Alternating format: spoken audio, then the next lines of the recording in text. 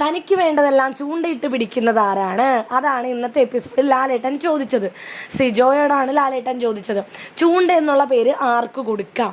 സിജോ ഒട്ടും തന്നെ ചിന്തിക്കാതെ ജിൻഡോയുടെ പേര് പറഞ്ഞു. ലാലേട്ട, എനിക്ക് ചിന്തിക്കേണ്ട കാര്യം പോലും ഇല്ല, ജിൻഡോ ചേട്ടനാണ്. കാരണം വേറെ ഒന്നുമല്ല, രാവിലെ എല്ലാ ദിവസവും എണീക്കുമ്പോൾ തന്നെ ഞങ്ങളിങ്ങനെ ജിൻഡോ ചേട്ടനെ നോക്കും. കാരണം എല്ലാ ദിവസവും ജിൻഡോ ചേട്ടൻ നമ്മളൊന്നും ചിന്തിക്കുന്ന രീതിയല്ല, വളരെ ബുദ്ധിപൂർവ്വം ഇന്ന് ആരെ ചൂണ്ടയിട്ട് പിടിക്കാം, ചെറിയ മീനിനെ പിടിക്കണോ അതോ വലിയ മീനിനെ പിടിക്കണോ, ചെറിയ മീനിനെ പിടിച്ച് അതിനെ കുരുക്കിലാക്കി അതിനെ വെച്ച് വലിയ മീനിനെ പിടിക്കാൻ ശ്രമിക്കും. അത്രയും ബുദ്ധിമാനാണെന്നാണ് സിജോ പറയുന്നത്.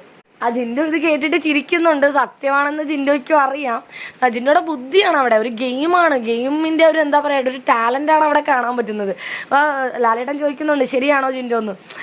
അങ്ങനെയൊന്നുമില്ല ലാലേട്ട, അങ്ങനെയല്ല ഇങ്ങനെയല്ല എന്നൊക്കെ ഇങ്ങനെ പറയുകയാണേ, അല്ലാണ്ട് സിജോ പറഞ്ഞ സത്യമാണെന്ന് പറയാൻ പറ്റില്ലല്ലോ. അപ്പോൾ ലാലേട്ടൻ ചോദിക്കുന്നുണ്ട്, നാട്ടിലൊക്കെ ചൂണ്ടയിടുമായിരുന്നോ എന്ന്. അതെ, ഞാൻ നാട്ടിലൊക്കെ ചൂണ്ടയിടുമായിരുന്നു. ആണോ, എന്നാൽ ശരി, ഇരുന്നോ, മതി എന്ന് ലാലേട്ടൻ പറയാണ്. എന്താണെങ്കിലും ചൂണ്ട എന്നുള്ള പേര് ജിൻഡോയ്ക്ക് കൊടുത്തത് വളരെ ആപ്റ്റായി എന്നാണ് നമുക്ക് കാണുന്നവർക്ക് തോന്നുന്നത്.